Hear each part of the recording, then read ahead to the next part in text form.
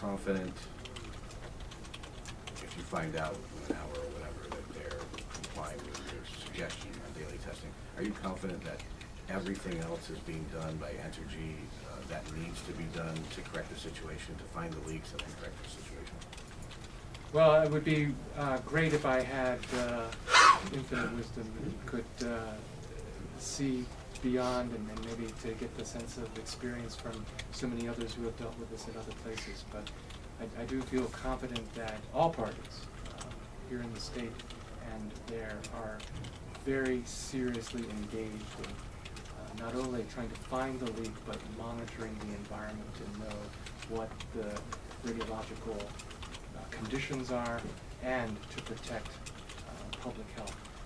As I mentioned, one of the things that we might require should a well be found to be contaminated with tritium is to stop use of that well and to require bottled water. They have already made that plan part of their response should a drinking water well that is near the groundwater monitoring wells there, it's called the Cobb well, or the construction office building well, come up contaminated with tritium. They would too shut that well off, no longer allow use of it, and bring in bottled water, according to what was stated yesterday. One last one, Mr. Chair. I apologize. You used the phrase earlier, the incredible dilution. Yes. That when it goes into the Connecticut River, if it gets in the Connecticut River, what does that mean exactly? Does that mean, I mean, I know what it means, but does that mean it's not harmful, or the effects are extremely minimal, or can you? What it means is that it is a small amount of tritiated water in a very large volume of untritiated water, and that makes detecting the tritium difficult.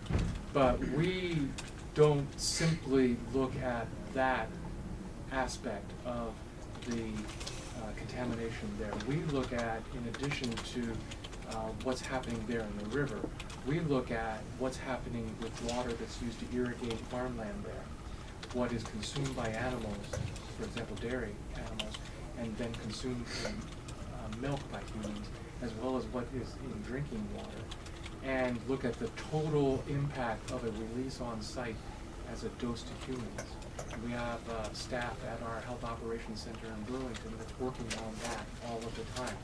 Every time we get a new well concentration, we are looking at, should this end up getting off-site, what are the dose consequences? Not from drinking the river water, which very few people do, but from all of the actual means by which humans consume what's affected by that river water. And that is a bigger collection of details that we're mindful of constantly. Thanks. Mark? Getting back to what we're thinking about in the big picture of should we when we confront extending the license.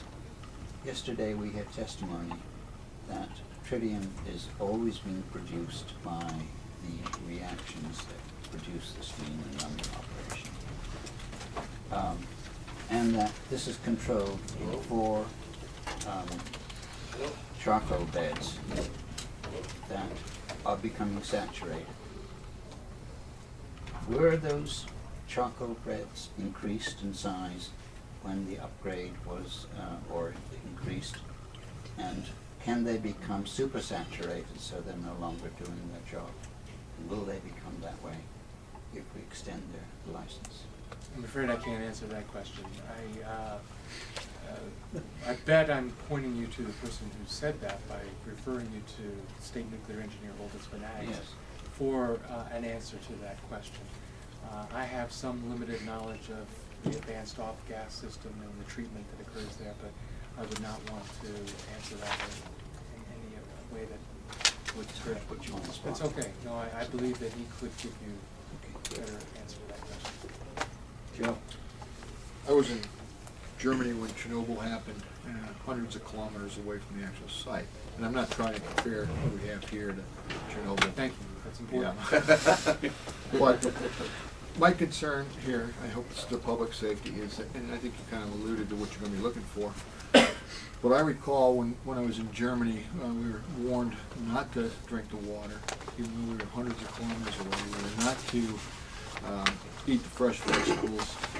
We were not told to drink the milk, as you were told, and I'm an outdoor sportsman, and we were told anything was shot and buried we couldn't use. What would the rate, let's say the levels of tritium raised to a level that's totally unacceptable, and the plume is larger than we expect. What would be the radius around the location where this is found that our citizens would be in danger as far as to their public health? Well, the knowledge of the aquifers of drinking water is fair. It's not ideal. If we could take a cross-section of the earth and look at what's under there, we'd have a really better ability to understand it. But there are radii around drinking wells. They're established by the Agency of Natural Resources and our water engineer at the health department know what those radii are and have provided some details to me.